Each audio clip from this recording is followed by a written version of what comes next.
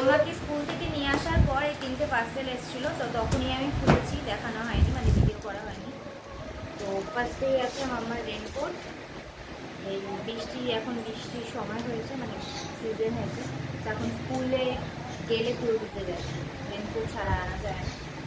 তার জন্য একটা রেনকোট। এরকম আবার ছুটি আছে। আর রেনকোটটা মাম্মার প্রচুর বড় হয়েছে, তো এটা এক্সচেঞ্জ করতে হবে। আর এই একটা পার্সেল, এটা আছে